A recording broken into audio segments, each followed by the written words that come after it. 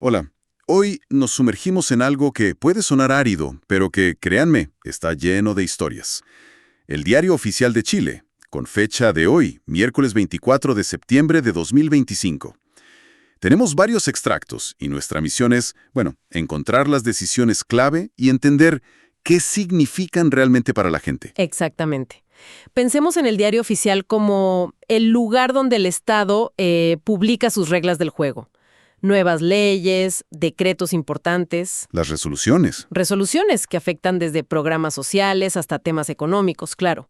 Lo que revisaremos hoy es como una foto instantánea de cómo opera la maquinaria gubernamental. Ujú.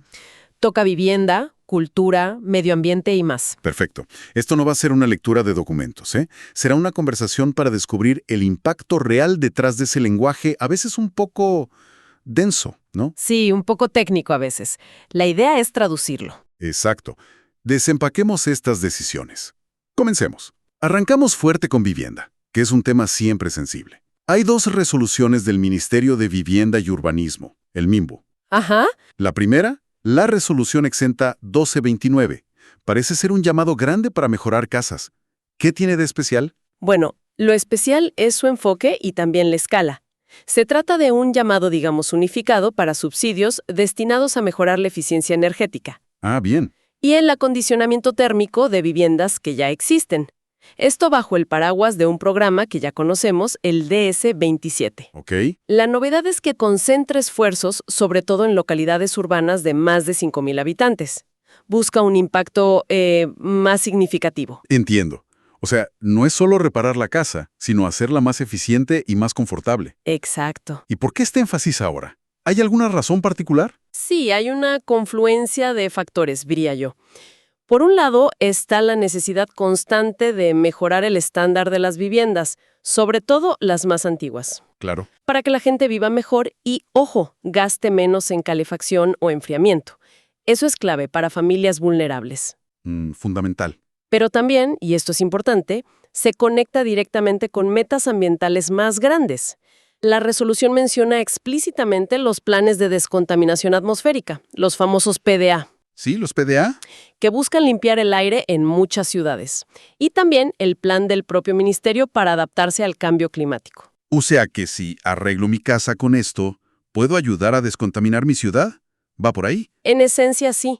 Una vivienda que está mejor aislada térmicamente consume menos energía. Lógico. Y eso puede significar menos uso de calefactores contaminantes, por ejemplo. Los proyectos financiados van en esa línea. Acondicionamiento térmico, tanto dentro como fuera de las zonas con PDA activos. Ok. Y también la instalación de sistemas de energía renovable, como paneles solares térmicos o fotovoltaicos. Y esto en un rango amplio de regiones, desde Arica hasta los lagos. Suena muy bien. ¿Y quiénes pueden acceder? ¿Es muy complicado postular? Bueno, requisitos hay, claro. No es llegar y llevar. En general, apunta a familias dentro del 60% más vulnerable según el Registro Social de Hogares. El RSH, sí. Esa herramienta que usa el Estado para medir la vulnerabilidad. Hay excepciones, como en Magallanes, donde el límite es más alto, hasta el 90%. Ah, mira. Y un punto importante. Los mayores de 60 años, personas con discapacidad y familias de hasta el 80% de vulnerabilidad, no necesitan tener ahorro previo. Eso es bueno. Facilita bastante. Sí, facilita mucho. El resto sí necesita ahorro, pero es un monto bajo, unas 3 UF, o la mitad en Magallanes, 1,5 UF. También hay requisitos para la vivienda misma. Un valor fiscal tope, que esté regularizada, con recepción final, cierta antigüedad, dependiendo del proyecto. Lo usual, digamos. Sí. Y ojo, no aplica a todos los tipos de condominios nuevos, los de la ley más reciente. Un detalle interesante es la Cartera 2024. ¿Qué es eso? Son proyectos que postularon el año pasado en 5 regiones del sur, de Maule a Los Lagos, y no alcanzaron cupo. Ah, quedaron esperando. Exacto. Y ahora tienen una vía preferente. Es como una segunda oportunidad para ellos. El presupuesto total asignado es considerable, ¿eh? Más de 4,400 millones de UF en total. Entendido. Requiere su papeleo, me imagino, como un informe técnico detallado que se sube a una plataforma online. Sí, vía Survey 123 para georreferenciar y todo eso. Pero el potencial beneficio es grande. Vale la pena el esfuerzo. Y la segunda resolución del MIMBU, la 1251, toca una fibra aún más sensible. Deudas hipotecarias muy antiguas. Así es. Hablamos de deudas originadas en programas de vivienda social de mediados de los 80s. Imagínate. De los 80. Sí, el Programa Especial para Trabajadores, el PET del 85 y Vivienda Básica Privada del 84. Esta resolución activa una subvención estatal, o sea, una ayuda directa del Estado, Ajá. para cerrar esas deudas para familias vulnerables que todavía las arrastran con el Banco Estado. A ver, ¿cómo funciona eso?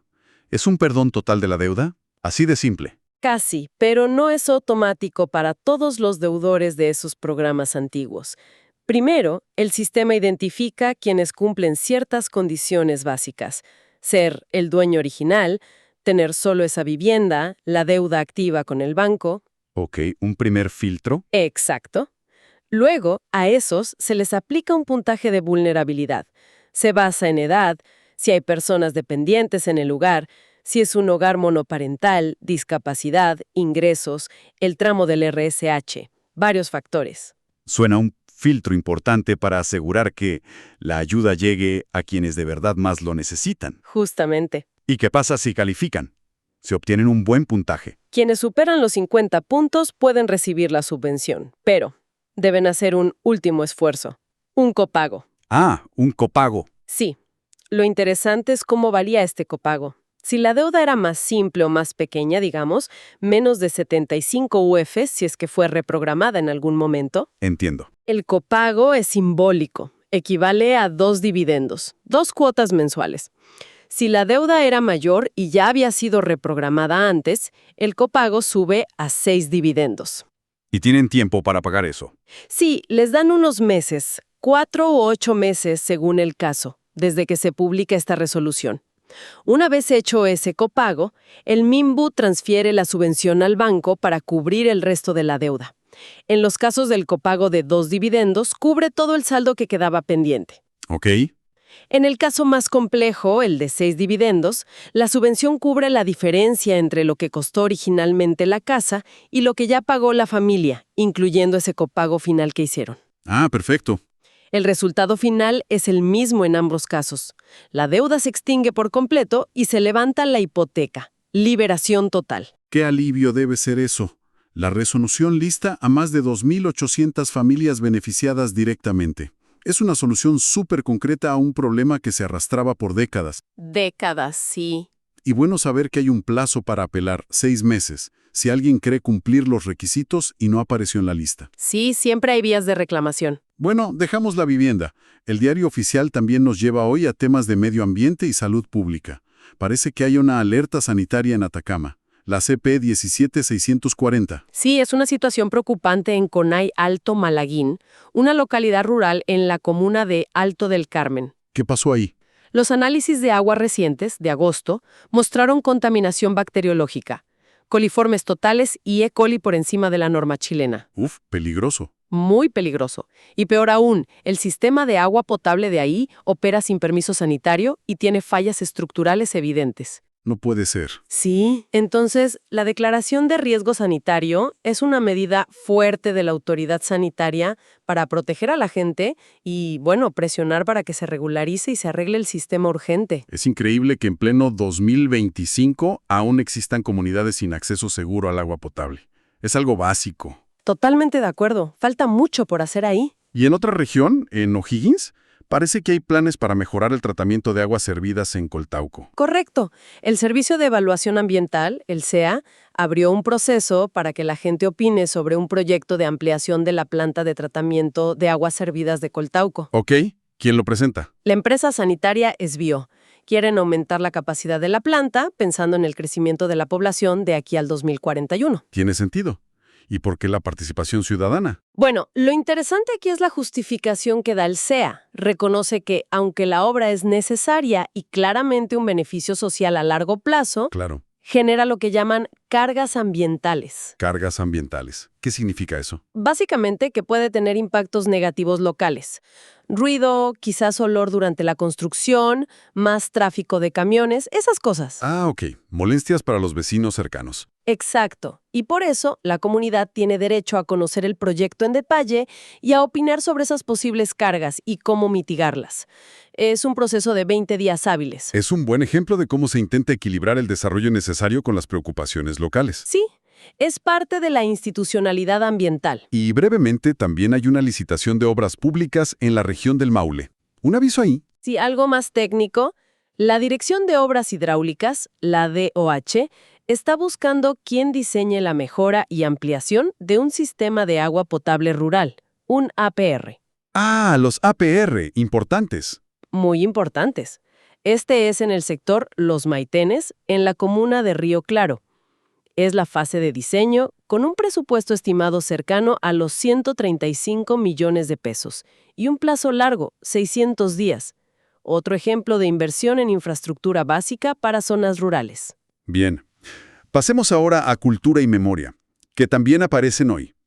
Veo una autorización para que salgan del país un par de obras de arte. El decreto exento 26. Sí, es un préstamo temporal, algo bastante habitual en el mundo de los museos. ¿Qué obras son y a dónde van? Son dos pinturas de Fernando Álvarez de Sotomayor, un pintor español muy vinculado a Chile, fue director del Bellas Artes acá.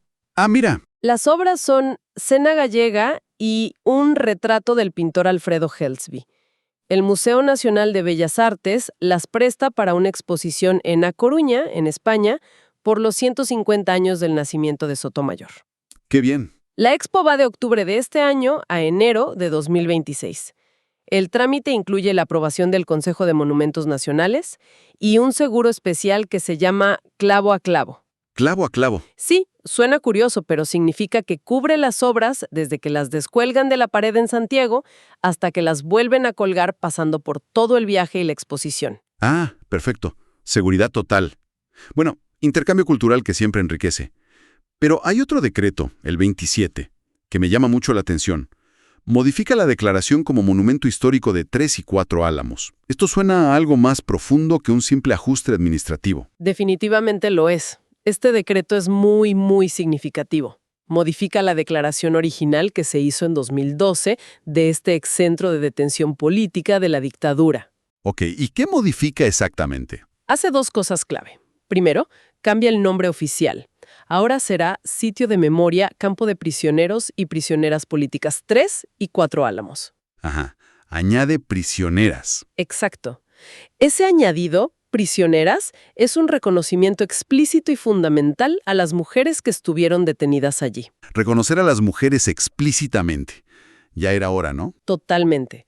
Y lo segundo que hace es ampliar enormemente el área protegida como monumento histórico. ¿Cuánto se amplía? Antes incluía solo la casa de administración y luego se sumó el patio de visitas en ampliaciones posteriores. Ahora el área protegida crece a casi 2 hectáreas, 19.761 metros cuadrados para ser exactos. 2 hectáreas.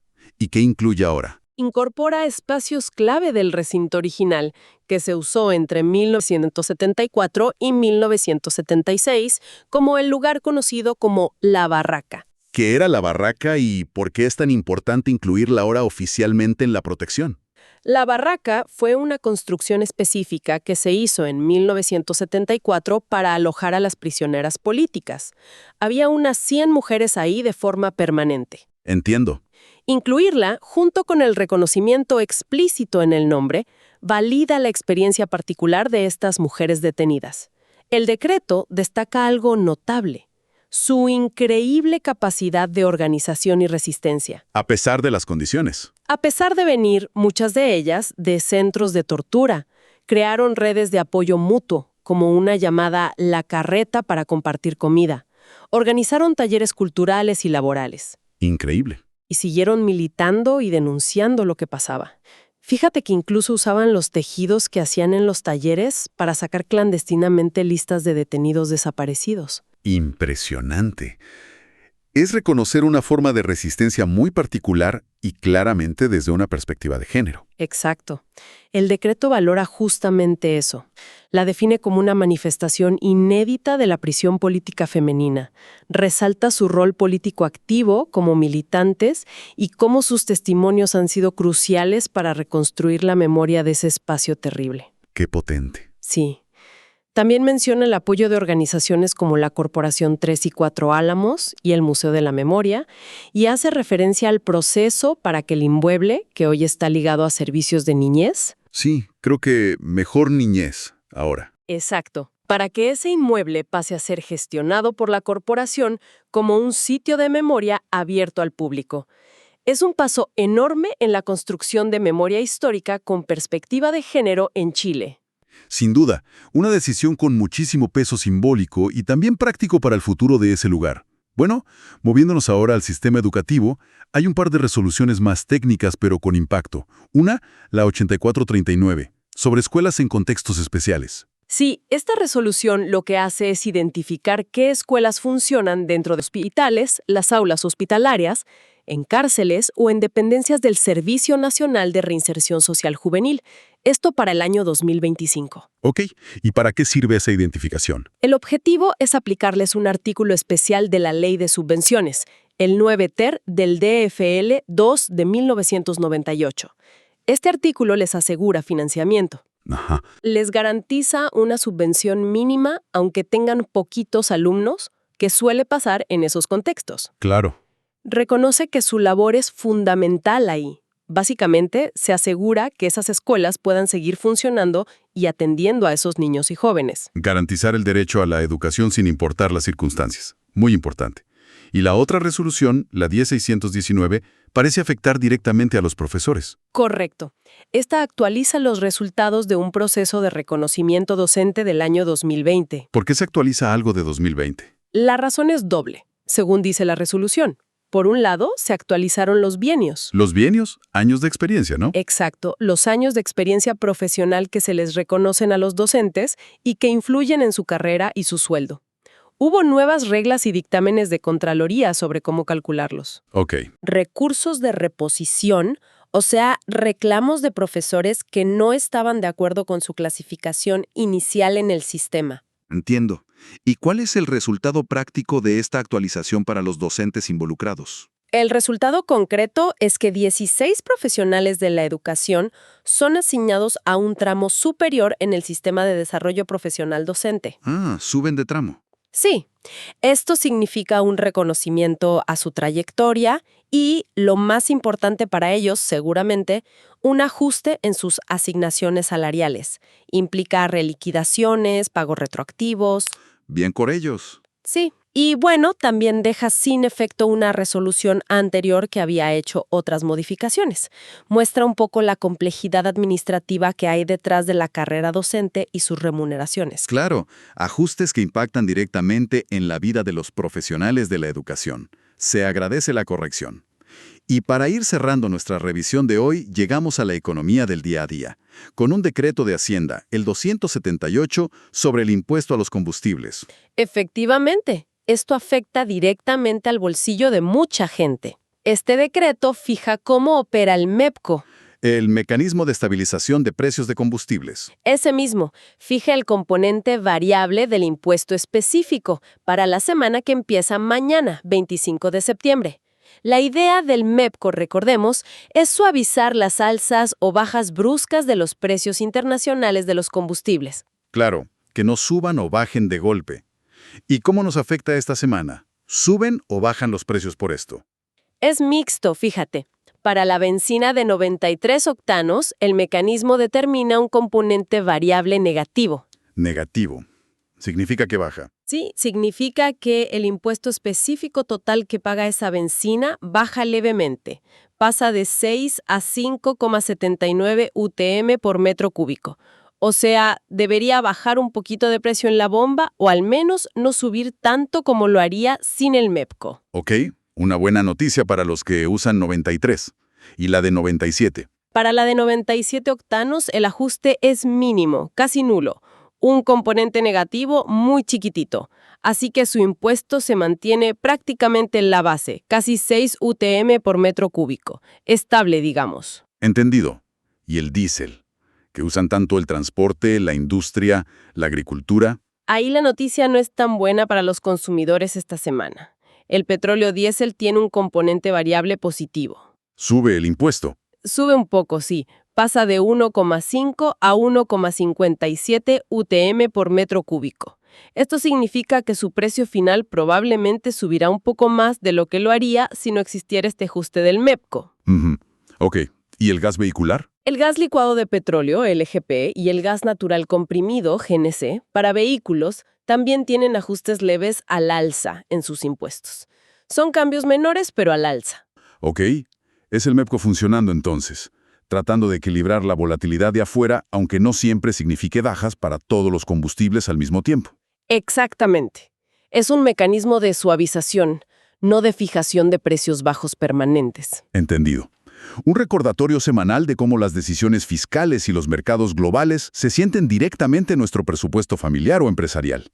Bien, hemos recorrido bastante terreno hoy, ¿eh? Definitivamente. Fíjate, desde decisiones macro sobre cómo mejorar miles de viviendas y a la vez alinearlas con metas climáticas, Sí.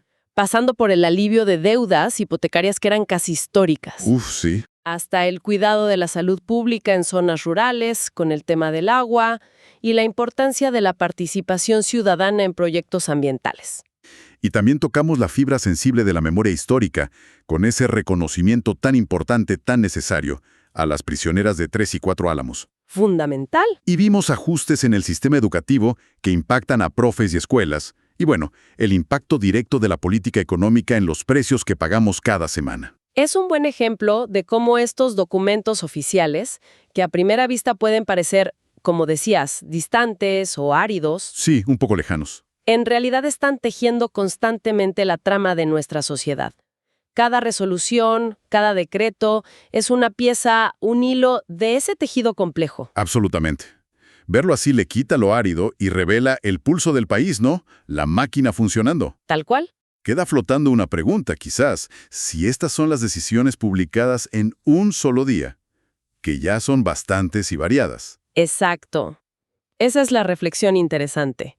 ¿Qué tendencias más profundas o qué otras historias, quizás menos visibles, podríamos descubrir si siguiéramos a este pulso día a día, semana a semana? Claro. Cómo estas decisiones administrativas, que a veces parecen aisladas o muy técnicas, van configurando silenciosamente el Chile del mañana. ¿Qué se está construyendo o desmantelando con cada publicación del diario oficial? Una excelente pregunta para seguir masticando, para estar atentos. Gracias por acompañarnos en este análisis a fondo de hoy. Un gusto, como siempre. Hasta la próxima.